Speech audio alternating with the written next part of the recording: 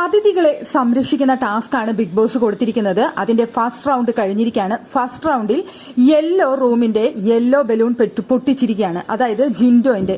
അവിടെ ജിൻഡോയും ബാക്കിയുള്ള ടീമും നെക്സ്റ്റ് ടീം ഒഴിച്ച് ബാക്കി 3 ടീമുകളും ടൈപ്പ് ആയിട്ടാണ് ഗെയിം കളിച്ചുകൊണ്ടിരിക്കുന്നത്. അവർ 3 പേരും നെക്സ്റ്റ് ടീമിനെ തോൽപ്പിക്കാനുള്ള ശ്രമമായിരുന്നു നടത്തിക്കൊണ്ടിരുന്നത്.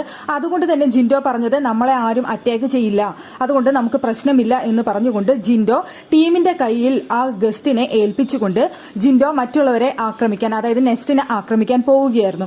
പക്ഷേ ആ സമയത്ത് അവിടെ ഉണ്ടായ പ്രശ്നം എന്താണെന്ന് വെച്ച് കഴിഞ്ഞാൽ നന്ദന കയറി അവരെ അറ്റാക്ക് ചെയ്യായിരുന്നു. നന്ദന അറ്റാക്ക് ചെയ്യില്ല എന്നാണ് ജിൻഡോ വിചാരിച്ചത്. നന്ദന കയറി അറ്റാക്ക് ചെയ്തു, പക്ഷേ ബലൂൺ പൊട്ടിച്ചില്ല.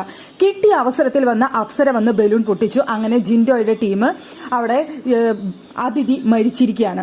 അപ്പോൾ അവിടെ ഓൾറെഡി റൂമുകളിൽ കയറി ഒളിച്ചിരിക്കാൻ പാടില്ല എന്നുള്ളതാണ് ബിഗ് ബോസ് പറഞ്ഞിരിക്കുന്ന റൂൾ എന്ന് പറയുന്നത്. ആദ്യം റൂമിലൊക്കെ വെക്കാമെന്നായിരുന്നു, പിന്നീട് ബിഗ് ബോസ് തന്നെ പറഞ്ഞു റൂമിൽ കയറി അതിഥിനെ സംരക്ഷിക്കാൻ പറ്റില്ല, പുറത്ത് വെക്കണം എന്നുള്ളത്. പക്ഷെ അവിടെ നെക്സ്റ്റ് ടീം പോയിരുന്നത് അവരെ റൂമിലല്ലാതെ വേറെ എവിടെ വെക്കാമെന്ന് അവർ ആലോചിച്ച് വന്നപ്പോഴാണ് അവർക്ക് സ്മോക്കിംഗ് ഏരിയ ഉപയോഗിക്കാമെന്ന് തോന്നിയത്. സ്മോക്കിംഗ് ഏരിയയിലാണ് അവർ പ്രൊട്ടക്ഷനായിട്ട് കൊണ്ടുവച്ചത് അതിഥിനെ. പക്ഷെ എല്ലാവരും എതിർത്തുകൊണ്ടിരിക്കുകയാണ് അതും ഒരു റൂമാണ്, സ്മോക്കിംഗ് ഏരിയയിൽ വെക്കാൻ പറ്റില്ല എന്ന്. പക്ഷെ ബിഗ് ബോസ് ഇതുവരെ അനൗൺസ് ചെയ്തിട്ടില്ല സ്മോക്കിംഗ് ഏരിയയിൽ വെക്കാൻ പറ്റില്ല എന്നുള്ളത്. ഇപ്പോൾ ഫസ്റ്റ് റൗണ്ടിൽ പുറത്തു പോയിരിക്കുന്നത് ജിൻഡോയുടെ ടീമായിട്ടുള്ള യെല്ലോ ടീമാണ്.